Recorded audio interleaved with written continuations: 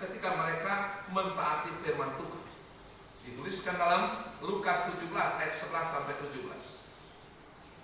Dalam aturan orang Yahudi, saudaraku, untuk orang yang sakit kusta, mereka tidak boleh menyentuh atau berkumpul dengan orang lain. Dalam bagian ini kita dapat membaca bahwa Yesus tidak menyembuhkan mereka secara langsung pada saat mereka meminta, melainkan ketika mereka mentaati apa yang Yesus firmankan, dan akhirnya mereka menjadi tahir atau sembuh karena mentaati. Dia minta pada waktu itu Yesus mau sembuhkan, tapi ketika dia taat akan firman Tuhan, terjadilah kesembuhan. Dia ditahir. Selamat bertemu kembali teman-teman. Selamat hari Minggu, tanggal 20 Juni 2021. Pada saat ini saya hendak menyampaikan video khotbah, yaitu khotbah Bapak Pendeta Wayan Darmadi, Sarjana Teologi, yang mana mengambil pembacaan di dalam Mazmur 119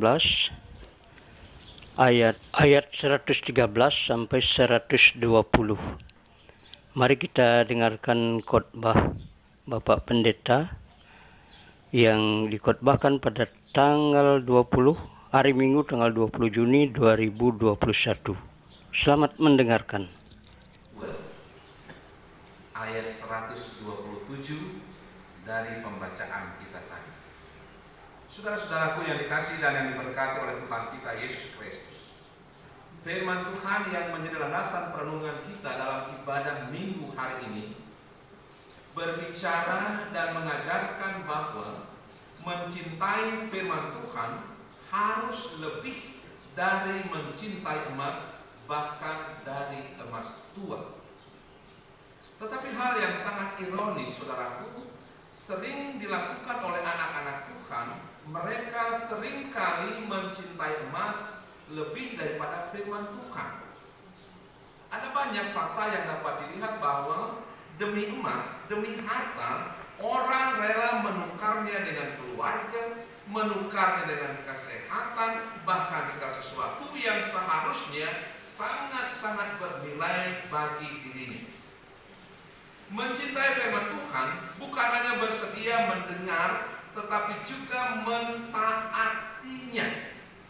Jika seorang mengatakan bahwa ia mencintai firman Tuhan, maka ia akan berusaha untuk menghidupi atau melakukan firman itu dalam kehidupannya sehari-hari. Jika orang berani mengatakan ia mentaati firman Tuhan, secara otomatis ia akan melakukannya dalam kehidupannya sehari-hari. Saudara-saudaraku, mengapa kita perlu mencintai firman Tuhan lebih dari segala kekayaan kita? Mengapa kita perlu mencintai firman Tuhan lebih dari emas, bahkan emas tua? Mengapa? Pertama, karena firman Tuhan itu memberi hikmat. Karena firman itu memberi hikmat, sehingga kita perlu mencintai firman lebih dari segalanya. Lihat 2 Timotius 3 ayat 15 dituliskan di sini. Firman Tuhan dalam Mazmur pasal 119 ayat 97 sampai 98 pembacaan kita tadi mengatakan, betapa aku mencintai Tauratmu. Aku merenungkan sepanjang hari. Perintah-perintah membuat aku lebih bijaksana daripada musuh-musuhku, sebab selama-lamanya ia ada padaku. Orang yang mencintai firman Tuhan, maka firman itu mampu memberi hikmat bagi dirinya untuk menjalani kehidupan. Dan orang yang memiliki hikmat akan mampu membedakan mana yang benar, mana yang baik, dan mana yang salah atau yang tidak baik. Firman yang dituliskan dalam Yosua pasal 1 ayat 7 sampai 8, juga Roma pasal 12 ayat 2, nanti boleh dibaca ya. Dari ayat tersebut di atas, saudaraku, nampak jelas bahwa hikmat Allah yang memampukan kita menghadapi berbagai tantangan dan godaan di dunia ini, dan untuk dapat mengalahkan tantangan itu dibutuhkan hikmat Allah. Tantangan apapun yang dihadapi dunia ini, yang dibutuhkan adalah hikmat dari Allah. Sehingga kita perlu mencintai firman Allah lebih dari yang lain. Yang kedua, mengapa kita perlu mencintai firman Tuhan? Mencintai firman Tuhan memberi kemampuan untuk memahami kehendak Allah. Mencintai firman Allah memberi kemampuan kita untuk memahami kehendak Allah. Lihat Kejadian 6 ayat 13. Orang yang mencintai firman akan mengetahui kehendak Allah bagi kehidupannya, karena kepadanya Allah akan menyatakan rencananya. Sebagai contoh kita dapat melihat bahwa Allah menyatakan rencananya kepada Abraham untuk menghancurkan Sodom dan Gomora.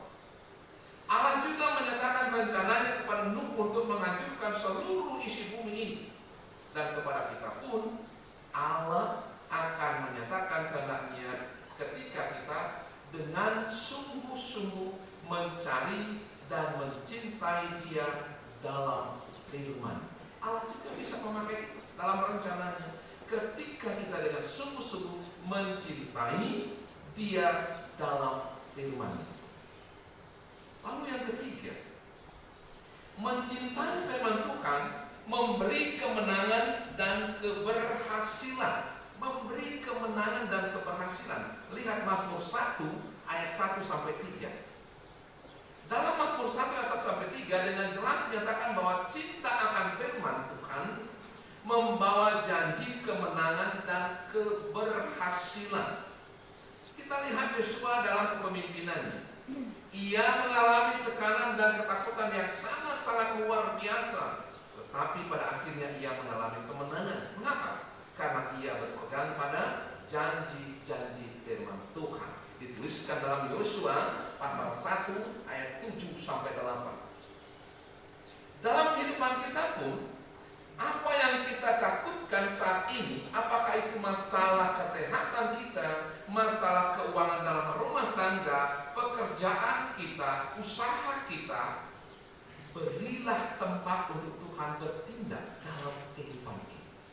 Beri peluang untuk Tuhan berkarya, melakukan kuasa dalam kehidupan kita. Beri Dia tempat untuk bertindak, melakukan, menyatakan kuasa.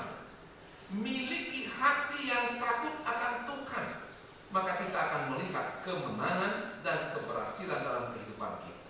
Karena itu buka hati kita, beri tempat untuk Tuhan, beri tempat untuk Roh Kudus, maka kemenangan dan keberhasilan kehidupan kita akan Tuhan nyatakan. Yang keempat, mencintai firman Tuhan mendatangkan mujizat. Orang yang mencintai firman Tuhan akan mendatangkan mujizat dalam hidupnya. Kita lihat 10 orang kusta mengalami mujizat kesembuhan ketika mereka mentaati firman Tuhan. Dituliskan dalam Lukas 17 ayat 11 sampai 17. Dalam aturan orang Yahudi, saudaraku, untuk orang yang sakit kusta, mereka tidak boleh menyentuh atau berkumpul dengan orang lain. Dalam bagian ini kita dapat membaca bahwa Yesus tidak menyembuhkan mereka secara langsung pada saat mereka meminta, melainkan ketika mereka mentaati apa yang Yesus firmankan, dan akhirnya mereka menjadi tahir atau sembuh karena mentaati. Dia minta pada waktu itu Yesus mau sembuhkan, tapi ketika dia taat akan firman Tuhan, terjadilah kesembuhan. Dia ditahir. Jadi ketaatan ini. Lalu contoh kedua, dalam 1 Samuel 30 ayat 8, kemudian bertanyalah Daud kepada Tuhan, katanya, haruskah aku mengejar rombongan itu? Akan dapatkah mereka kususul? Dan ia berfirman kepadanya, sebab sesungguhnya engkau akan dapat menyusul mereka dan melepaskan para tawanan. Dalam hal ini, saudara-saudaraku, Daud mengalami mujizat Allah dalam peperangan melawan orang Amalek karena ia mentaati firman Tuhan. Mengalami kemenangan karena mentaati firman Tuhan. Kita dapat memahami bahwa Daud sangat tertibit bukan hanya karena keluarga dan rakyat ditawan, wilayah yang dibakar, bukan hanya itu, tetapi juga pasukan yang hendak melempari dia dengan panahnya. Dia tertekan, dilema, terjepit di sini. Dalam keadaan seperti itu, Daud menguatkan kepercayaannya kepada Tuhan Allah. Lihat ayat 6. Dan ia bersandar pada kehendak Tuhan. Ia mengandalkan Tuhan, bukan yang lainnya. Ia mentaati apa yang difirmankan Tuhan, sehingga kemenangan menjadi bahagia. Dapat mengalami mujizat Tuhan dalam hidup ini ketika kita mau yang sungguh-sungguh mendengar firman Tuhan dan mentaatinya. Karena melalui ketaatan, kuasa Allah itu akan dapat bekerja dengan sempurna. Demikian pula sebaliknya, tanpa ketaatan tidak akan mungkin kita dapat melihat mujizat Allah dinyatakan dalam hidup ini. Jadi dengan firman Tuhan, taati firman itu, maka apapun yang kita inginkan dari Allah, Allah pasti menyatakannya. Mentaati firman Tuhan mendatangkan berkat pemeliharaan. Itu yang kelima. Dalam Kejadian 26 ayat 1 sampai 6, ayat 12 sampai 13, kita dapat melihat bahwa Ishak mengalami pemeliharaan karena mendengar dan mentaati firman. Sepertinya tidak mungkin bagi Ishak mendapatkan berkat kekayaan yang luar biasa itu, sebab saat itu di Gerar sedang terjadi kelaparan yang luar biasa. Tetapi Allah mampu membuat perbedaan bagi orang yang mentaati firman-Nya. Demikian pula dalam 1 Raja-Raja pasal 17 ayat 2 sampai 6, kita dapat melihat ketika Elia disuruh pergi ke tepi sungai Kerit, sepertinya tidak mungkin menurut logika manusia jika seekor burung gagak itu memberi makan seorang manusia. Tetapi Allah menyatakan itu mungkin. Apa yang tidak mungkin bagi manusia itu mungkin bagi Allah ketika manusia itu mentaati firman Tuhan.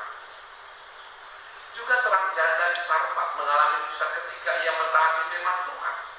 Ia disampaikan oleh Elia untuk memberi kepada Elia roti gula kecil. Firman Tuhan berkata, tepung dalam tempayan itu tidak habis dan minyak dalam puri-puri itu tidak berkurang, seperti firman Tuhan yang diucapkan dengan perantara Elia.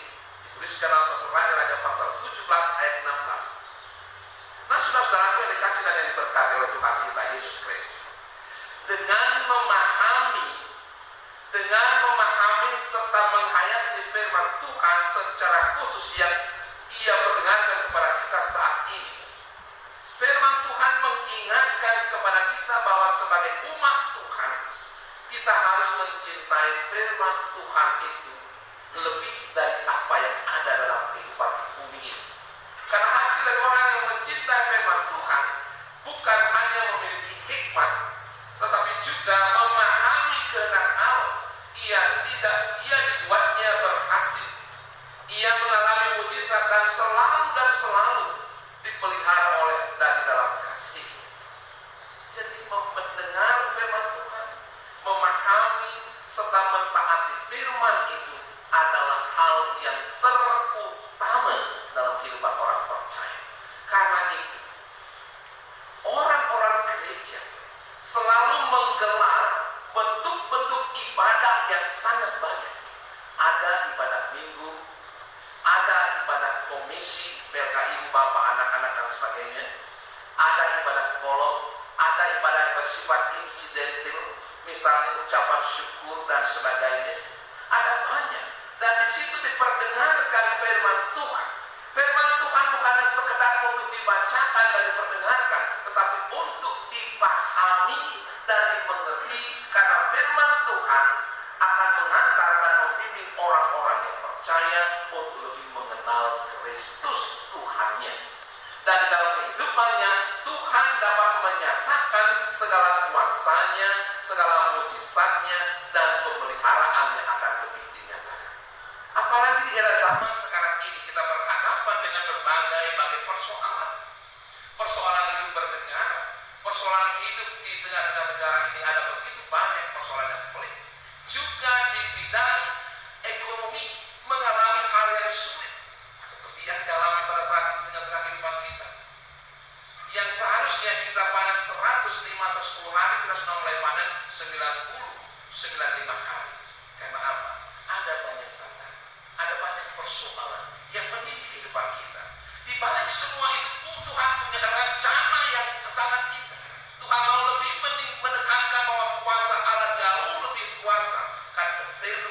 menegaskan, cintailah firman, sandarkanlah hidup seutuhnya kepadanya, pahamilah firman dengan baik, maka segala mujizatnya akan nyata, pemeliharaannya akan nyata teralami.